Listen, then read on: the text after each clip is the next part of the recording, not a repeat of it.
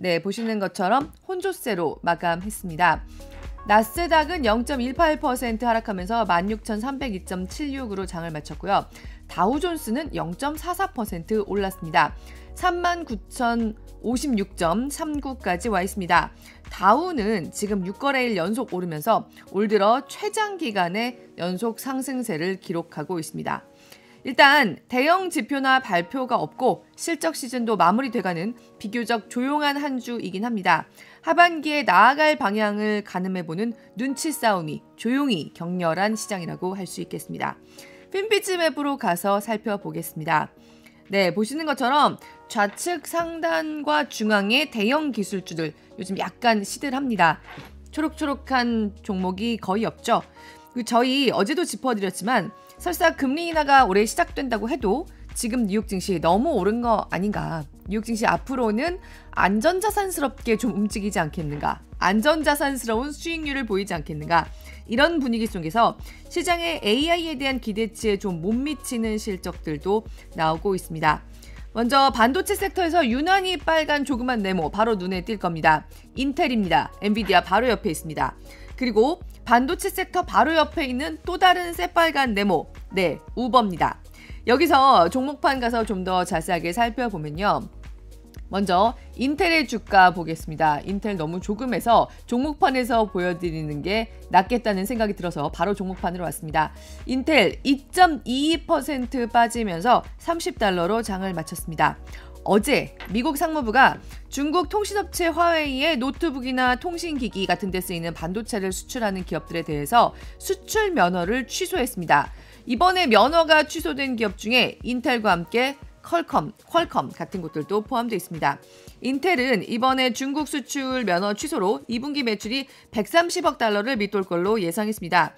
인텔의 당초 2분기 매출 전망치가 $125억 $135억 사이였는데 그 중간치보다 매출이 낮아질 수 있다는 겁니다. 어쨌든 발표한 범위 안에 매출 2분기 매출 그대로 들어갈 거라는 게 인텔의 설명이긴 하지만 시장에서는 투자 심리가 좀 식을 수밖에 없었겠죠.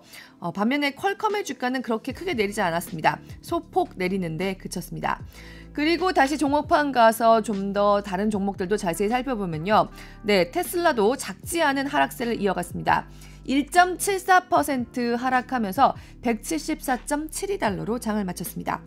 테슬라는 지금 사기 혐의로 수사를 받게 생겼습니다.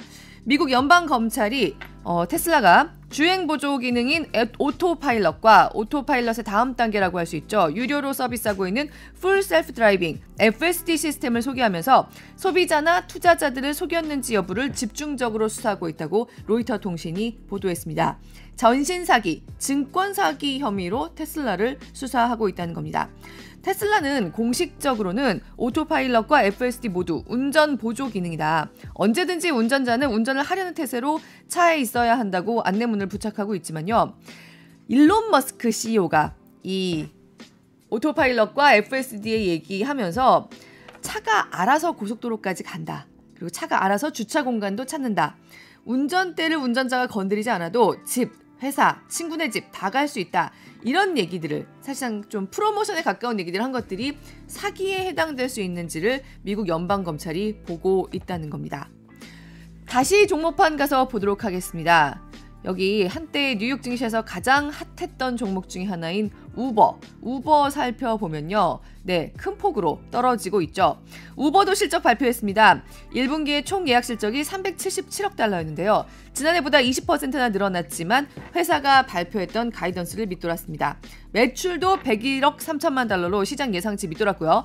앞으로의 가이던스도 그러니까 2분기의 총 예약 전망도 $387억 402억 달러 사이로 봤는데 역시 시장 전망보다 낮았습니다. 우버 측은 미국 내보다는 일단 라틴 아메리카에서 우버가 좀 덜 쓰이는 분위기다. 그리고 계절적인 요인도 있었다. 부활절과 라마다 주간이 일찍 시작된 것도 영향을 미쳤다고 설명을 했는데요. 사실 우버는 팬데믹이 끝나면서 큰 기대를 모았던 종목이기도 합니다. 그런데 현재까지는 약간 기대에 미치지 못한다는 분위기가 나오면서 우버의 주가도 하락세를 보였습니다. 마지막으로 오늘 종목판에서 너무 많이 떨어진 종목 하나 보도록 하겠습니다. 네, 트립 어드바이저가 무려 29% 가까이 폭락하면서 장을 마감했습니다. 트립어드바이저도 실적 발표했는데요. 사실 실적은 그렇게 나쁘지 않았습니다. 지금 엔데믹 시작되면서 어쨌든 여행 수요가 돌아오고 있는 게 트립어드바이저의 실적에도 반영이 되는데요. 간밤에 트립어드바이저 이 정도로 떨어진 건 회사가 인수합병 가능성을 배제했기 때문입니다. 트립어드바이저는 현재로서는 회사와 주주에게 최선의 이익이 되는 제3자와의 거래가 없다고 특별위원회가 스페셜 커미티가 판단했다고 밝혔습니다. 그리고 2분기 가이던스도 좀 하향했습니다. 이런 여러 가지 요인들이 겹치면서 트립어드바이저 거의 30% 폭락하면서 장을 마감했습니다. 여기서 금리 함께 보도록 하겠습니다. 네, 미 국채 2년물과 10년물 금리 함께 살펴보면요. 간밤에는 모두 상승했습니다. 10년물 금리 3.9bp 오르면서 4.5 딱 찍었고요. 미 국채 2년물 금리도 1.3bp 오르면서 4.84%에서 거래되고 있습니다. 사실 이번 주에는 별다른 지표나 발표는 없는데 연준 인사들이 계속해서 발언을 쏟아내고 있죠. 어제 닐 카시카리에 이어서 콜린스 총재도 약간 매파에 가까운 발언을 간밤에 내놓으면서 이렇게 미 국채 금리 소폭으로 상승하는 데 영향을 미쳤습니다. 달러 인덱스도 소폭 상승하는 모습 보셨습니다. 이런 가운데 구글의 딥마인드 데미스 허서비스 CEO가 앞으로 몇 년 안에 AI가 설계한 신약이 환자에 투여될 거라고 전망했습니다. 사실 AI의 수익성에 대해서 가늠하면서 가장 먼저 AI로 큰 돈을 벌 수 있을 것이다 라고 투자자들이나 여러 가지로 기대되고 있던 섹터는 바이오테크입니다. 바이오테크에서 AI의 효용을 우리가 가장 먼저 직접적으로 체험할 수 있을 것이다. 이런 기대가 모였는데요. 딥마인드의 허서비스 CEO가 앞으로 몇 년 안에 AI가 설계한 신약이 환자에 투여될 수 있을 거라고 전망한 겁니다. 상당히 단기간입니다. 아시다시피 약이라는 거는 임상기간이 길기 때문에 그 정도면 정말 빠른 속도로 AI가 개발하는 신약이 그야말로 인간의 몸에 바로 투여될 수 있을 거라는 그런 전망을 내놓은 겁니다. 구글의 인공지능 기업인 딥마인드가 단백질 구조를 예측하는 AI 모델의 최신 버전 알파폴드 3, 알파폴드 3를 공개했습니다. 알파폴드 3는 기존 모델이 제공하던 인체 단백질 구조 예측을 넘어서 거의 모든 생체 분자 구조를 예측할 수 있습니다. 단백질과 다른 분자 간의 상호작용에 관한 예측이 기존보다 50% 높아졌고 또 특정 상호작용에 있어서는 정확도가 2배까지 높아졌다는 게 구글 딥마인드의 설명입니다. 한마디로 인간이 할 수 있는 것보다 훨씬 더 정밀하게 빠르게 신약 개발에 투입될 수 있다는 겁니다. 바이오업계에서는 이 알파폴드 3가 앞으로 신약 개발의 판도를 바꿀 수도 있다고 보고 있는데요. 네, 일단은 딥마인드 측의 발표이고 설명인 만큼 좀 더 상황을 지켜볼 필요는 있겠습니다. 여기서 유가로 가보도록 하겠습니다. 국제 유가는 보시는 것처럼 반등했습니다. 서부 텍사스산 중진류 간밤에 0.78% 오르면서 배럴당 78.99달러로 장을 마쳤고요. 브렌트유도 80달러 중반대에 머무르고는 있지만 어쨌든 간밤에는 0.51% 오르면서 83.58달러로 장을 마쳤습니다.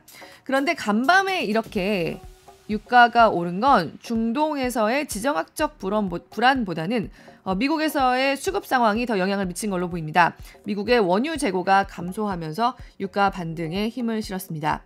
중동의 지정학적인 위험은 현재로서는 확전 가능성이 큰 상황으로 가고 있는 것은 아닙니다.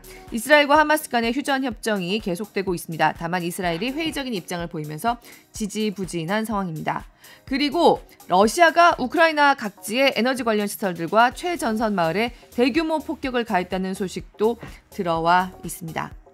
네, 러시아 국방부는 이번 공습이 러시아의 에너지 시설을 손상하려는 우크라이나에 대한 대응이라고 주장했습니다. 지금 우크라이나도 계속해서 러시아의 정유 시설들의 드론 공격을 가하면서 에너지 시설 쪽으로 조금 타격을 입히려고 하는 모습이 계속 나타나고 있죠.